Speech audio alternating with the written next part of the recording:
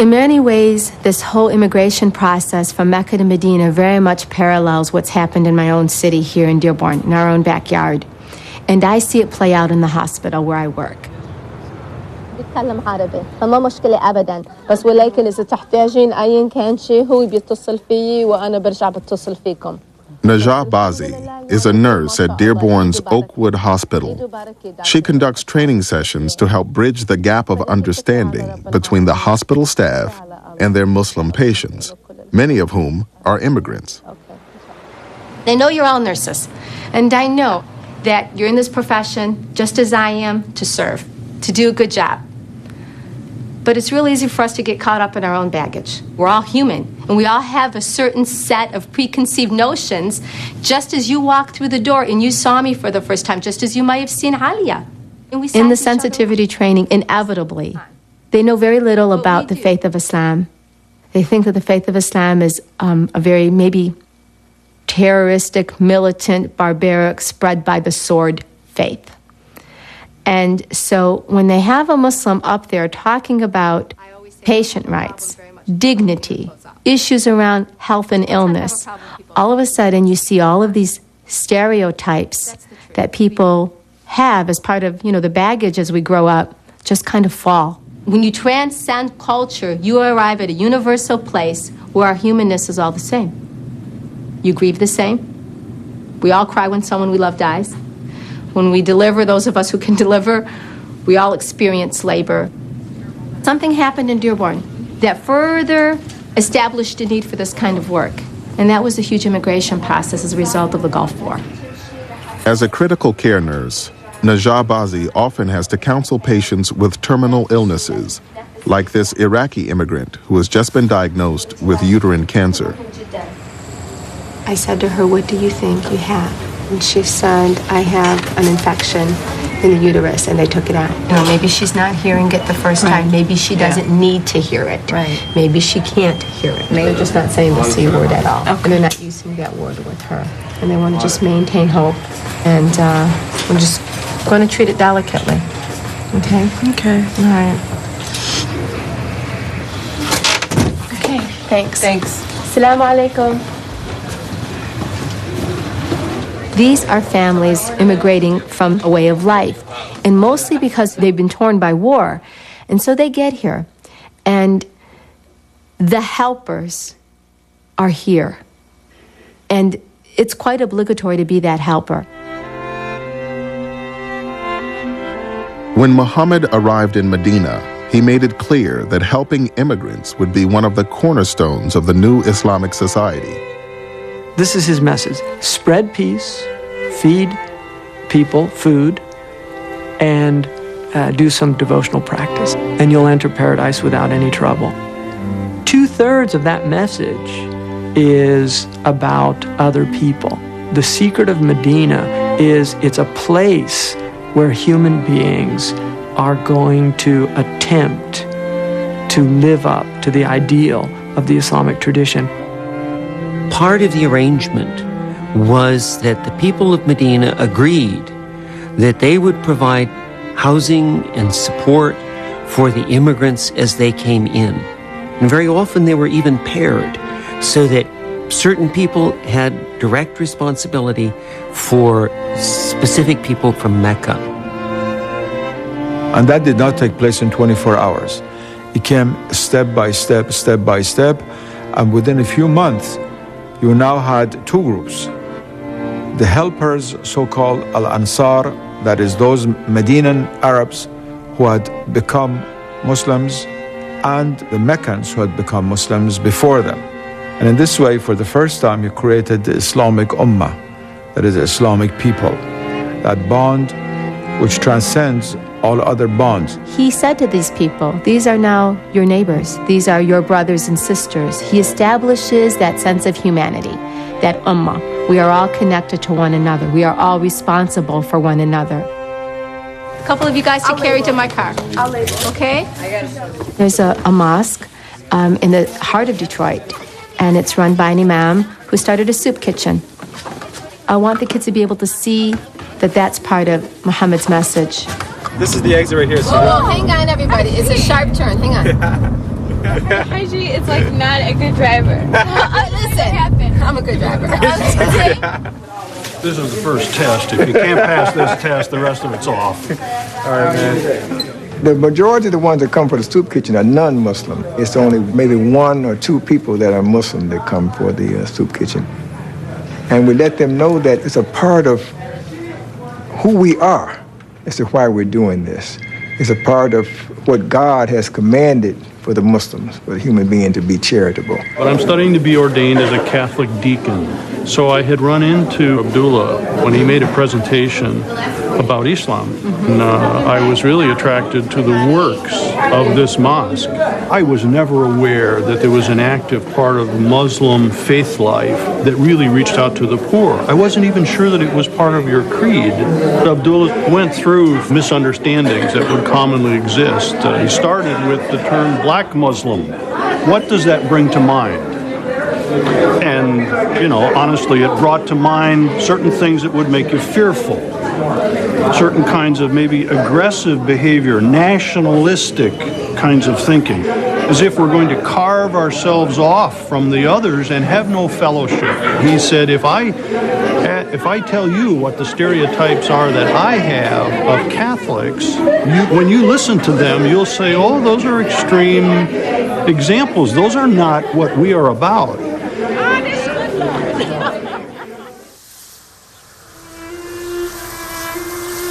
Dearborn is the place where the early immigrants of Arab, Lebanese, and Middle Eastern people came and settled down. This country embraced them and opened its door for them. Yet they needed time to adjust and go through that difficulty they faced when they came to this country.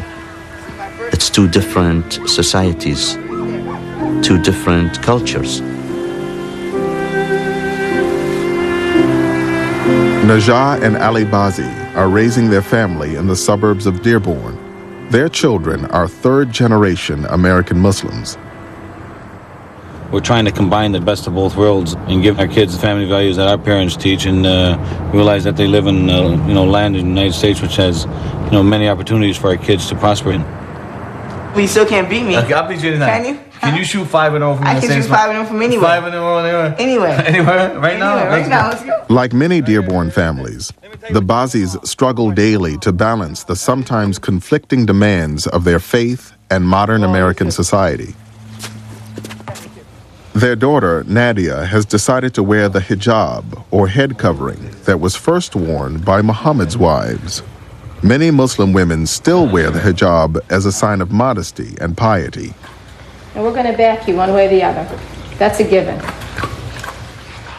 Our daughter came to us and said, I've made a decision. And she's 16 now. And she said, I've decided that I want to wear hijab. I have no problem with him. The last time when you put it on, right? You made me take it off. No, I didn't make you take it off. I sort of persuade you, thinking, trying to bring out the other end of the light of it, right? And you resented me from that, correct? Big time. All right? I just thought maybe if you go through high school and then put it on after high school, Dad, then if then at least at that point in life, you'll be able to see what you want to do in life. And that, because you understand something, you never know where you're going to be and where you're going to go in life. I mean, it's sure this hijab is accepted in our community here, and you may do well. You end up being a doctor, a lawyer, whatever, you'll be doing very well for yourself. Look what just happened to you when you went down to Tennessee. I mean, you had driving a bus, and the state police trooper wants to stop over a whole bus full of people because they see hijabs.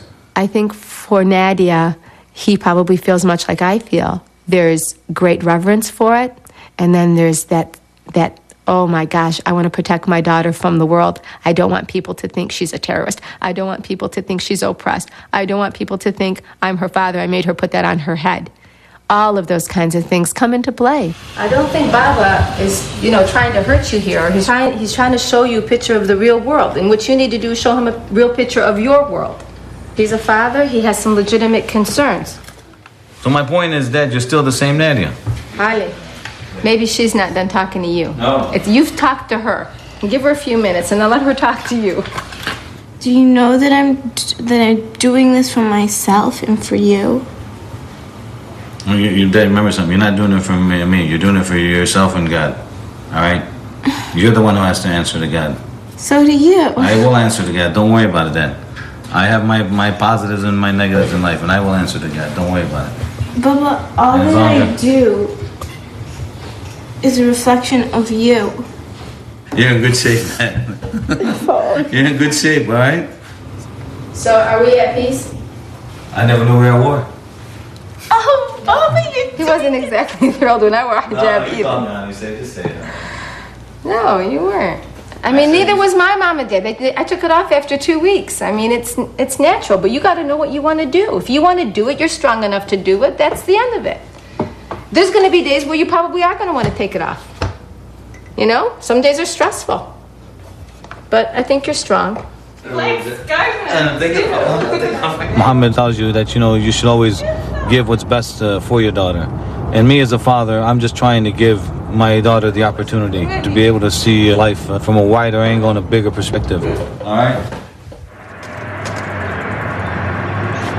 People would immigrate into different parts of the country, but what was interesting is that they would all manage to find their way into Dearborn, a great many of them. And the reason for that is because the mosques were in place. Dearborn's newest mosque will be the largest in North America. Like the first mosque in Medina, it is being built with help from the entire community. As you're looking around this area, There's great feelings of ownership to the mosque when the community builds it. People are baking food. Every year they contribute between $50,000 to $100,000 to the income and the operating costs of our mosques. So we have the building of this mosque, kind of metaphorically, and the laying of the bricks, and this new foundation with all these new immigrants in Dearborn. And everybody brings their contribution. Prophet Muhammad established the first center in Medina for Muslims, and that was his mosque. And it was not only a place where Muslims go and do their prayer or offer their supplication. It was the center for the entire community. It was the headquarters of the Prophet. He would become a judge and solve problems among people inside the mosque. So he receives delegations. He would declare war or peace. The mosque was serving multiple purposes in the life of Prophet Muhammad. It was at the mosque that Muhammad discussed a sweeping change in policy with his followers. After years of exercising restraint in the face of persecution by the Meccans, Muhammad received a clear new revelation that marked a dramatic departure from the past. It gave the Muslims limited permission to take up arms in self-defense. The statesman was about to become a general. For 13 years, there's been no sanction to fight. Then a revelation comes that says those who have been removed unjustly from their homes and have been fought because of their religious beliefs are sanctioned to fight, to defend themselves. Killing is always abhorrent. The Quran makes it very clear about that. And the Quran says that it's always wrong to start a war, to be an aggressor. But persecution is worse than killing. When people have been driven from their homes or deprived of their basic human rights, or when an evil ideology comes into the world, sometimes, regrettably, it may be necessary to fight, and sometimes lives will be lost. Muhammad's first large military engagement occurred near the town of Badr, when 313 Muslims set out to surprise a caravan from Muhammad's own tribe, the Quraysh. In a sense, the Battle of Badr, which became such a landmark in Muslim history, was a sort of mistake. The Muslims had planned a conventional raid, but the Meccans, when they heard that this band of renegades was attacking their great caravan, were so enraged they sent out the whole army against them. And the Muslims were convinced that they were going to die. He never wanted to fight the Meccans. I mean, the Meccans are his people, his friends, his family. He wants to co-opt them. He wants to make them the key, if you will, to the new Islamic Ummah that he's trying to form. So he doesn't want to go to war with them. As he prepared to lead the Muslims into battle, Muhammad took the unprecedented step of establishing clear rules of engagement for his army. He makes it very clear to his soldiers that if they have the right to use force against the Qurayshis, that does not mean that they will do the same thing that has been done in pre-Islamic wars, in which women and children could be killed, in which no prisoners could be taken, no quarter given. No. He said Islam is a religion of law. The Meccans had sent an army of about 1,000 men. As the army approached, Muhammad prepared to make a stand near a well. One of his soldiers suddenly questioned his strategy. "Has God revealed it to you?" he asked, "or is it your own opinion?" When Muhammad answered that he was speaking as a man, not a prophet, the soldier suggested that they stop at a larger well closer to the enemy so they could deprive them of water. Muhammad agreed at once. The change in strategy proved decisive, and the Muslims recorded a resounding triumph.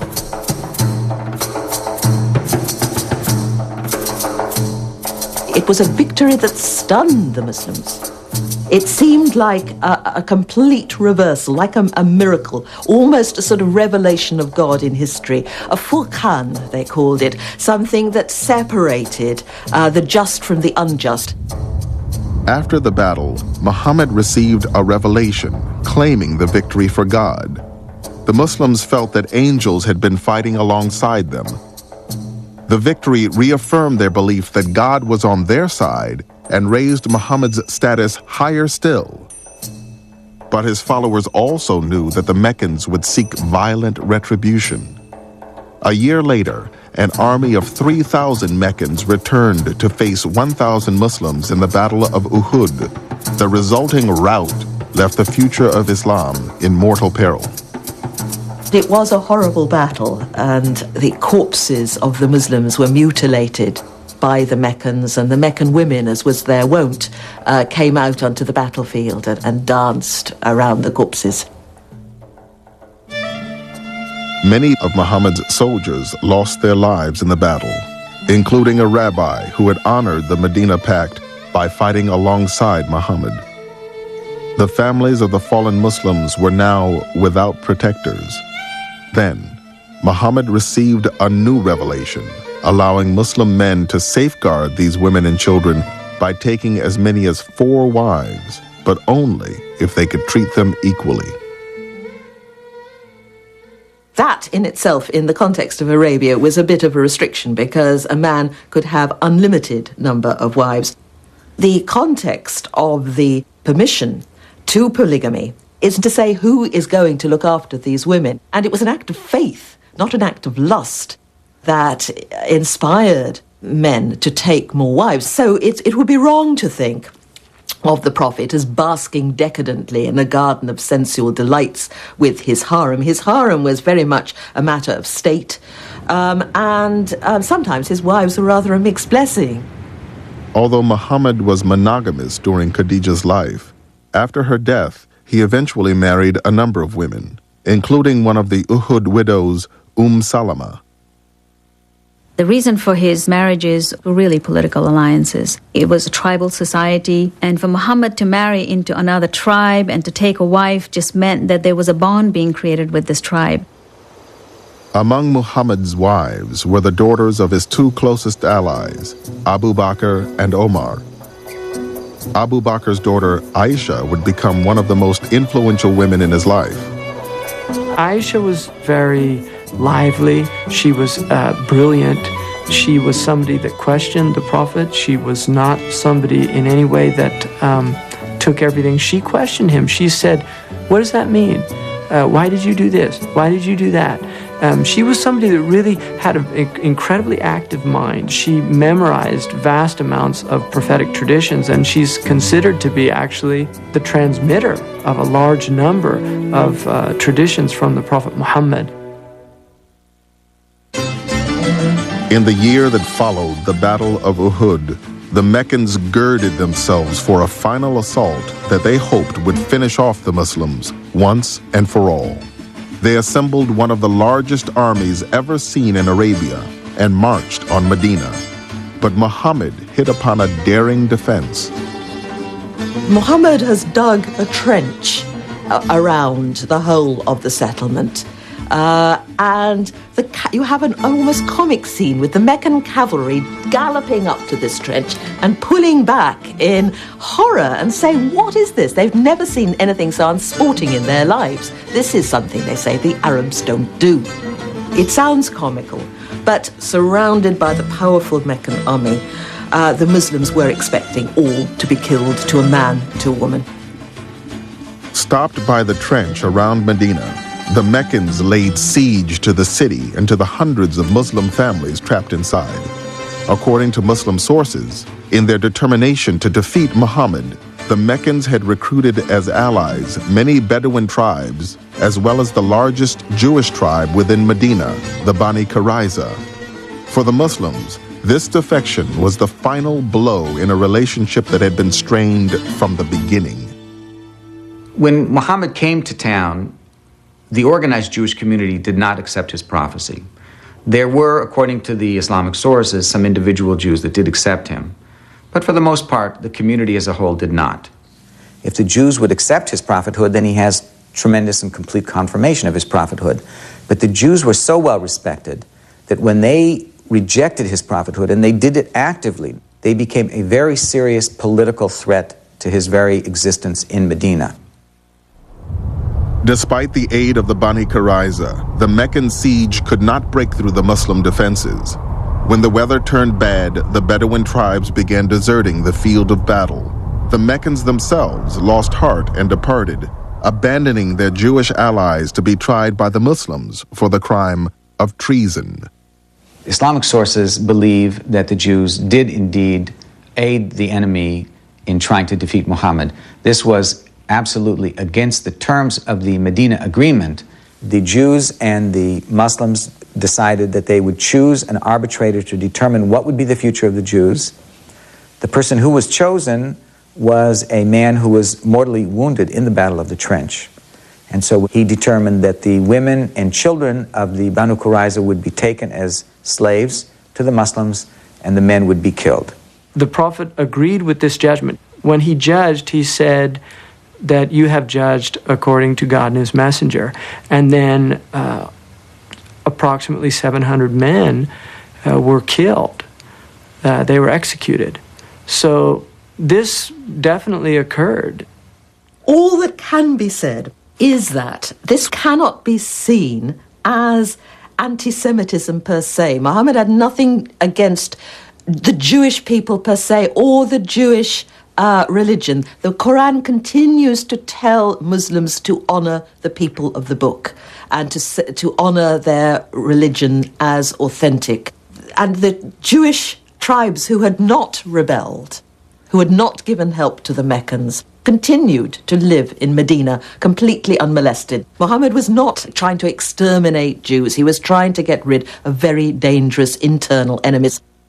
It's unfortunate that many historians, and particularly in contemporary times, both on the Jewish and on the Muslim side, have transformed this.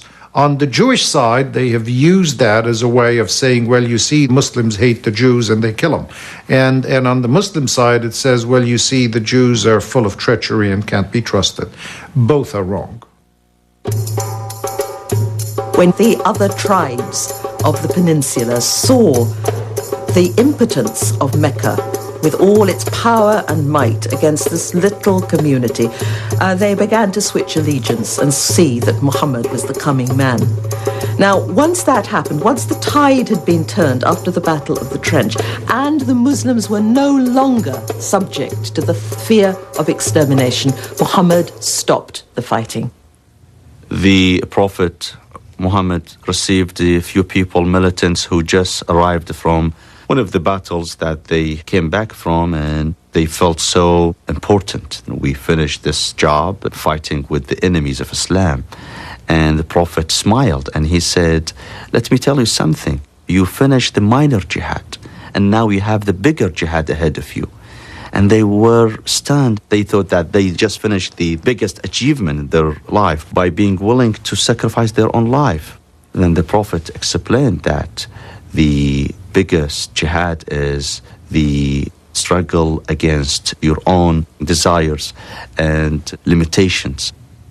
Jihad does not mean holy war primarily. The word means effort, striving, and it's always a hard struggle to put the word of God into practice. When the Quran talks about struggling, or they're not talking always about fighting a holy war, they're talking about this immense struggle to implement a divine imperative in the flawed and tragic conditions of daily life. Fighting might sometimes have to be done as part of the jihad, but it is by no means the major imperative. I remember a quotation from Jesus, peace be upon him, who says that the first step in the reformation journey is to start with your own self. If you want to reform the society, you have to reform yourself first. And that's what basically the meaning of jihad.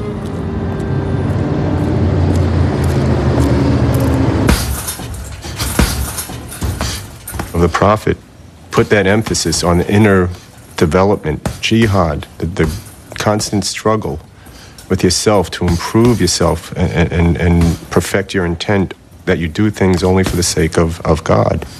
The most excellent jihad, holy struggle, is the struggle to control your ego, the self. For a long time, I was deathly afraid of speaking in public, of giving speeches. And I saw that, and well, this is my jihad. I've got to overcome this fear. If I'm going to help people, it's going to be necessary for me to talk in public, to be able just to speak out. Going back to 1987, I become active as far as writing articles for papers to have fire-safe cigarette legislation enacted. Cigarettes are the largest cause of fire fatalities in the nation.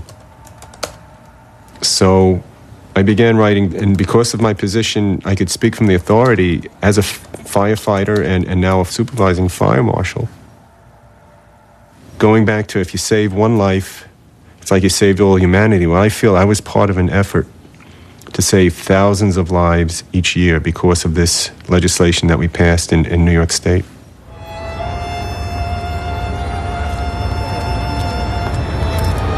Jihad is misused. There is absolutely nothing in Islam that justifies the claim of Osama bin Laden, Al-Qaeda, or other similar groups to kill innocent civilians. That is unequivocally a crime under Islamic law. Acts of terror violence that have occurred in the name of Islam are not only wrong, they are contrary to Islam. September 11th, I hooked up with 2 other fire marshals. We found a place to park near the bridge, about several inches of soot. If it had been white and colder out, you would have sworn it was snow. We came over to Brooklyn Bridge. It was just like something out of a movie. It was very quiet, you know, that muffled sound that you have during a blizzard, you know, you can't hear your feet hitting the ground. It's just very muffled, very quiet. So we put on our turnout gear. We started heading over there, and it's just, I think I could speak for all of it. We were just all in a state of shock and disbelief. I just felt, in the back of my head, please don't be Muslims doing this. And I just felt sick.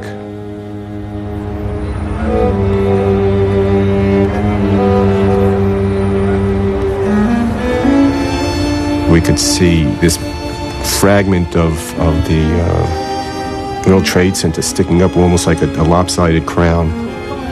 And we started walking down one way, and we saw some firefighters, dazed and shell-shocked, saying, "Don't go down there, there's still more collapses happening." I mean, we're dying to go out there and do something. And, we're figuring that some of the brothers, or even anyone, people could still be alive, trapped under the rubble. But it was frustrating, but, you have to understand that they don't want to lose more people on top of the people who are lost already. This is just, it's just out-and-out madness, what they did. The Prophet himself, because of the circumstances, engaged in battle, in warfare, but he had a certain code of conduct that he followed. So you have to separate fanaticism, which every religion has, from the reality and the truth of that religion. These are fanatics who have lost sight of what the purpose of religion is, and they're acting, on their own. What hurt me probably most of all was out of the World Trade Center attack was that here is a religion that I entered because of the universality and the tolerance that is throughout the book and throughout the sayings of Prophet Muhammad. Yet these people who did that and were behind it and planned it were just so intolerant and so disregarding of their own tenets that they could do something so horrific and kill people in such a horrible manner. It was hard. It was hard because I just, that sinking feeling in the pit of your stomach, it's like, after you do all this work and you try so hard, now we've got to deal with this. And the Prophet says, if you're planting a tree and the end of the world comes, you finish planting the tree. It means you just keep on going. You got to keep trying to live your life according to what you believe in. And for me and others, try to keep this from ever happening again.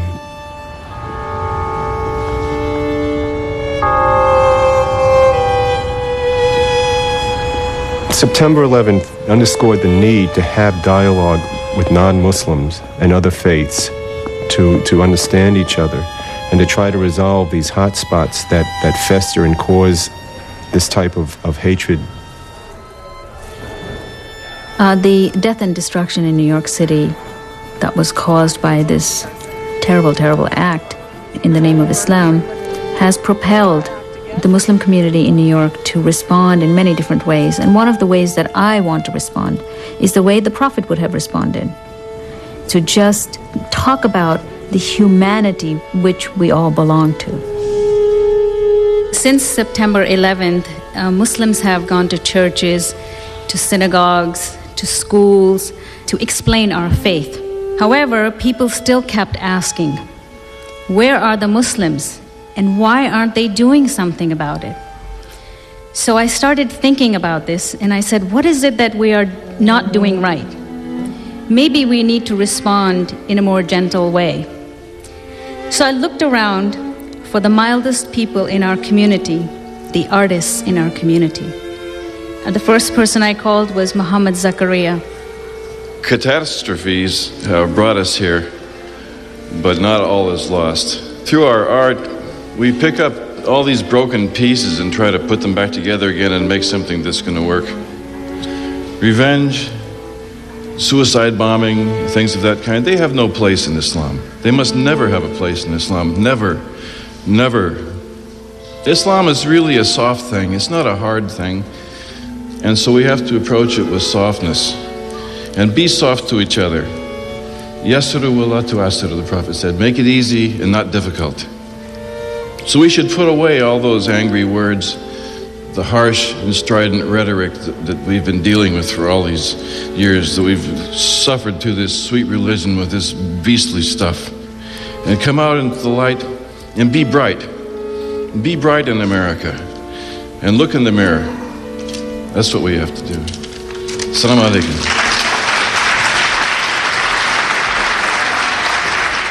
This piece is the golden rule of Islam. It is the basis of the relations between people. It means there is no harming of other people in Islam and no returning or retaliating harm for harm. And so that's why I did it, to respond through the sayings of Muhammad the man.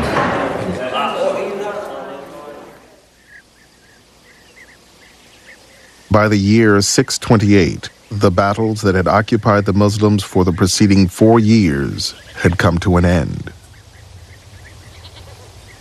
Once the Muslims were no longer fearing the threat of total extermination.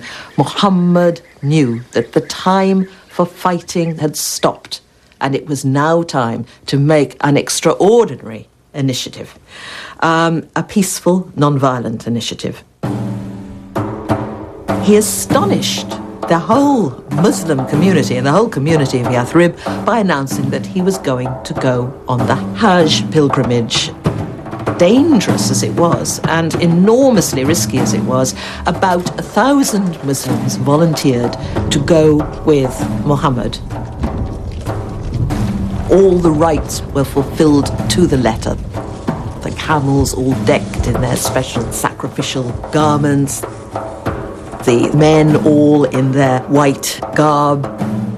The Muslims set out on the perilous trip to Mecca, crossing the vast desert without any arms to defend themselves. When they reached Hudaybiyah, just outside the sacred area around Mecca where violence was forbidden, Muhammad surprised his followers by ordering them not to enter, but to sit and wait. He then sent an emissary to Mecca seeking permission to complete the pilgrimage. Muhammad knew, of course, that he was putting the people of Mecca into a really impossible position, because if they forbade Arabs to enter the city and perform the rites at the Kaaba, they would be abusing their position as guardians of the holy places. The Meccans themselves did not know what to do. When the emissary did not return quickly, the Muslims feared the worst. But Muhammad's gambit paid off. The Meccans offered to negotiate a treaty. With tensions running high, Muhammad began dictating its first line by stating his own name. Ali was taking down the notes with the Meccan negotiator at his side, and when Muhammad began saying, "The Prophet of God," the Meccan said, "I don't believe you're the Prophet of God. I can't sign to that." So he said, "Fine, Muhammad, son of Abdullah." And many of the Muslims felt that this was a major insult. The Muslims sitting round at Hudaybiyah watched this in utter dismay. There was almost a mutiny. 1,000 pilgrims stood refusing to accept this. Muhammad went back into his tent where he had his wife, Salama, and he said to her, "What shall I do?" And she gave him some excellent advice. Part of the ritual of the Hajj was that you sacrifice a camel. And he went out and he sacrificed one of the camels, and somehow some kind of necessary tension was released. The ritual sacrifice of an animal traditionally marked the end of the pilgrimage. Grudgingly, the Muslims considered the pilgrimage complete and headed back to Medina. Muhammad had compromised on every major point in the treaty, but he had won the most significant concession. In return for postponing their entry into Mecca for a year, the Muslims had secured 10 years of peace and official recognition as a political entity. Muhammad had proved himself as capable a diplomat as he was a religious leader. There was wisdom in the treaty, because one of the things that was promised to the Muslims was protection as they moved throughout Arabia, that they would not be harmed, that they could move freely. And what was gained most greatly from that was the dawah, the teaching of al-Islam. On the way back to Medina, Muhammad told his companion Omar, "I have received a revelation which is dearer to me than anything else beneath the sun." It said, "Surely we have given you a clear victory." Then more and more and more people came to Islam. More and more people turned to Muhammad. It sent out a huge signal of strength of purpose, utter courage, utter panache, and utter wisdom. That, of course, he could go on to fight. Of course, he could have gone on being the prophet with the sword. But there are times when to make peace is more daring, more creative, and more enduring. 1 year after signing the Hudaybiyah Treaty, Muhammad led his followers on a new pilgrimage to Mecca. After years of rejection, persecution, and humiliation, this was truly a moment of triumph. The first pilgrimage of the Muslims after Hudaybiyah must have been an extraordinary event for everybody, because the Meccans couldn't bear it. They decamped and went and sat up in the hills and mountains outside the city and watched this procession, huge procession of Muslims and some of their confederates coming on the Hajj and, as it were, taking possession of the city, crying out the pilgrim cry, "Here I am, O God, here I come," in a huge cry. Then came the moment Muhammad had waited 7 long years to achieve. Muhammad sends Bilal, an African ex-slave, this lowest of the low in the eyes of the Meccans, up onto the sacred shrine of the Kaaba, what the Meccans regard as their shrine, to deliver the call to prayer. And the hills around Mecca are granite. They're set up for a sonorous voice. And the call to prayer resonates through the valley. Allahu Akbar, Allahu Akbar. Allahu Akbar,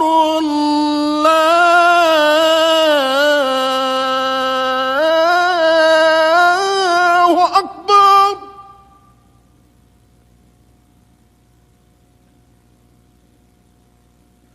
Ashhadu an la ilaha illallah.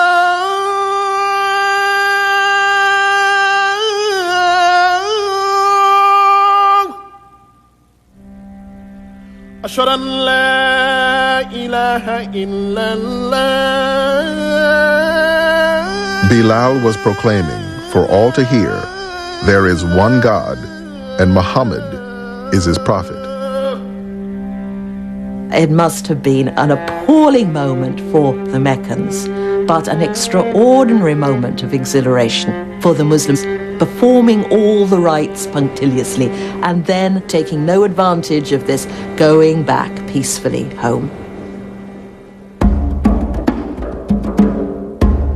But the peace between the Muslims and the people of Mecca would not last. By the end of the year, the Meccans had broken the Treaty of Hudaybiyah by attacking a clan allied with Muhammad. In response, 10 days into the holy month of Ramadan, Muhammad and a Muslim army of 10,000 men set out to take Mecca by force. The Prophet felt he was strong enough to be able to conquer Mecca. But as the army approached the city, more and more leaders of the Quraysh realized that they were not going to win, and so many decided to join Islam. The Prophet entered the city without resistance. When he came into Mecca, he came in with his head bowed down. He did not come in as an arrogant, conquering warrior. He comes in humbled by a victory that he sees is from God. After circling the Kaaba 7 times, Muhammad destroyed each of the 360 idols that surrounded it. He then turned to the vanquished Meccans who had sought refuge inside the shrine, his own brethren who had oppressed and attacked the Muslims for so many years. He says, if you were in my position right now, what do you think you would do? And the Meccans are afraid they're about to die. And then he says, you are all pardoned. He grants them all amnesty. And this was unheard of in this culture, unheard of in this society, and very unexpected among the Meccans.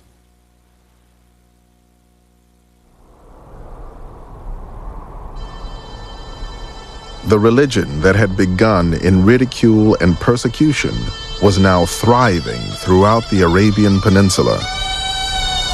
But shortly after returning to Medina, Muhammad received a premonition of his death. He told his daughter, Fatima, that every year during Ramadan, the angel Gabriel recited the Quran to him and asked him to repeat it. This year, Gabriel had asked Muhammad to recite the Quran twice. I cannot but think, Muhammad said, that my time has come. In February 632, Muhammad made what would be his final pilgrimage to the city of his birth. On his first pilgrimage, he had led a few hundred Muslims back to Mecca. This time, tens of thousands of believers followed in his footsteps. He arrives in Mecca as the leader of the Muslim people now, not as the enemy of the Meccans. And they begin to perform the rites of the pilgrimage. And during this period, Muhammad defines the rites of pilgrimage as they're performed today. Michael Wolff has written extensively about the Hajj, the traditional pilgrimage which every Muslim is expected to perform at least once. 2 to 3 million Muslims from around the world travel to Mecca every year for this 5-day ritual, which takes them in the footsteps of Abraham, the ancient patriarch from whom Muslims, Jews, and Christians all trace their lineage. In 1990, Wolff, a convert to Islam, took part in his first Hajj.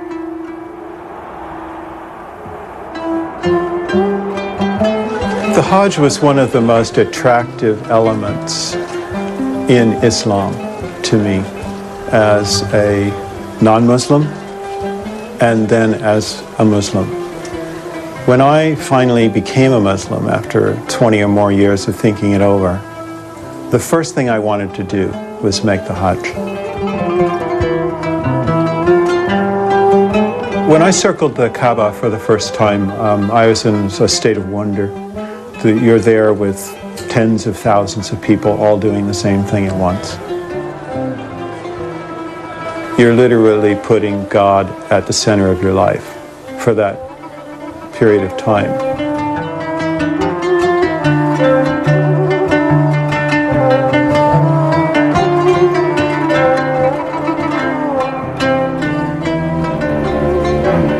At the culmination of the Hajj, on the plain of Arafat, on a small hill called the Mount of Mercy, Muhammad gave his final sermon. Here is a man who began his mission as this individual in Mecca, persecuted with almost no followers, and his life is completed with a valley filled with tens of thousands of people that have accepted his message, and there he is preaching to them his final sermon, and in it, in a sense, is a summation of this universal teaching. He tells them to be good to each other and not to violate each other's rights, for men and women to treat each other humanely, for brothers and sisters to treat each other well, and for Muslims to treat each other as brothers and sisters. And perhaps most importantly, he calls an end to revenge, to blood killing, to the vendetta, which has bled this culture terribly since he was born. At the end of Muhammad's sermon, he does not list his achievements. This man has unified people. He has taught them monotheism. He has brought them to peace. And yet he doesn't mark these as his accomplishments. Quite the opposite. He asks his community, have I fulfilled my mission to my God and to you? You can hear in his words the desire for a completed mission. This is a man of faith who is unsure of his effects. This is a very human moment in which he needs to know and he asks. And the people affirm that yes, 3 times they say, yes, you have fulfilled your mission. This was not a leader who was looking for his legacy in time. It wasn't for any purpose other than to make sure that when he was going to face his maker, he was going to be accountable.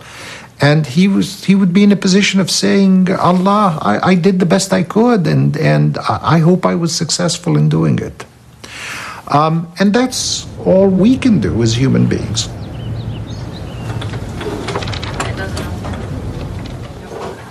I think that if I were to say that I hope to exemplify any part of Prophet Muhammad's life, it would be the issues around the dignity near the end of life. Shannon, you have for the rest of the day? He's a good friend of mine. And I know he knows my voice. And now I know for sure he knows my voice. Hi. I'm visiting Mr. Hamoud, who is a patient that's terminal.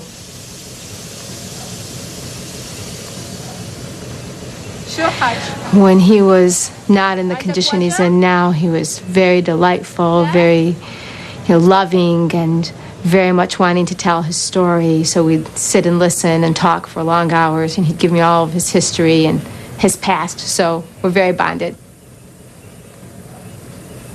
He slipped into a more terminal stage, meaning less responsive. Although he responds, he's just unable to speak. Prophet Muhammad has taught us that near the time of death, the Holy Quran to hear is soothing, very soothing to the soul. And since it's a part of our lives on a daily basis anyway, we derive great comfort from the hearing of the Quran. While I'm stroking a head or I'm speaking softly, I say the things that I think Muhammad would say. Prophet Muhammad has taught us that we don't even understand, we could never comprehend the value of taking care of the ill or providing for the dying, maintaining their dignity. And I believe that that's my mission, to be the helper, to be the listener, to be a comforter in many ways.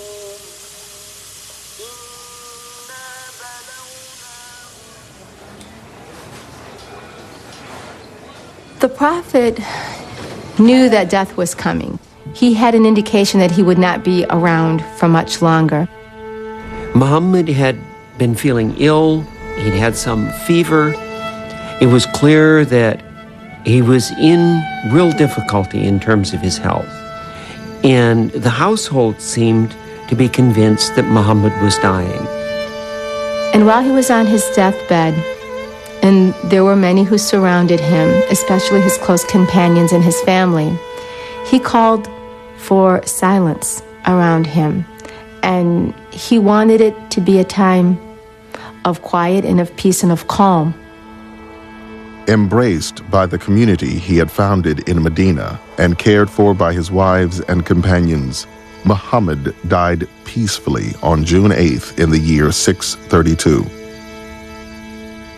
The news of his death shocked his followers, especially Omar, who believed Muhammad would outlive them all. People began to hear, Prophet is dead. Omar went to the center square and started to say, there are hypocrites and liars who are saying that the Prophet is dead. In the midst of this chaos, Abu Bakr reminded the Muslims of a verse from the Quran that had first been revealed after the Battle of Uhud, when they feared that Muhammad had been killed.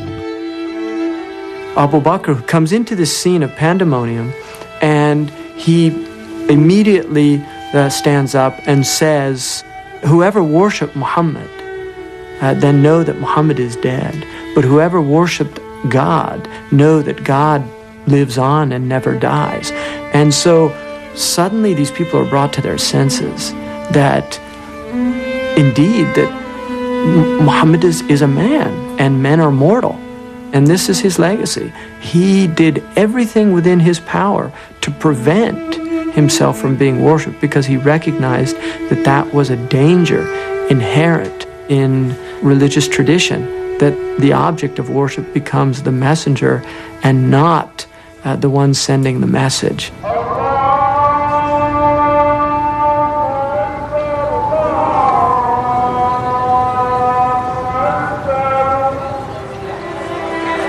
Prophet Muhammad was a man, he's flesh and blood, who brought one of the most eloquent revelations to mankind. He's set an example to mankind through his behavior, through his actions, a living example. This is a legacy that he's left for Muslims. Muhammad's legacy is obviously the seed that he planted. It is his righteousness, his honesty, his integrity, his model as a political leader, his model as an individual, a man who has made great accomplishments in his time, and yet who didn't let the successes overpower him, didn't let his ego get the best of him. He remains, I think, more than anything else, a great role model. Muhammad is the kind of person who combines political and military and social and religious and intellectual dimensions of life in ways that are important for those of us in the 21st century who are struggling to put together complete lives ourselves. If I were to have met Prophet Muhammad on the street, I feel like I would know him, and as though he would know all of us. The beauty of it is we live our lives through his examples, but he's not God.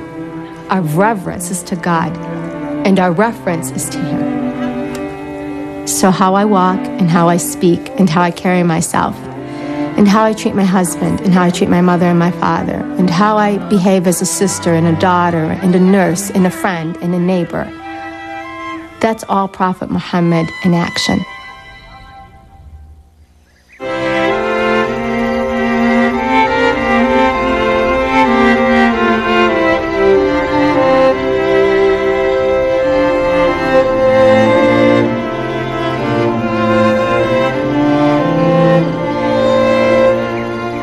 There's more about Muhammad and his legacy on PBS Online.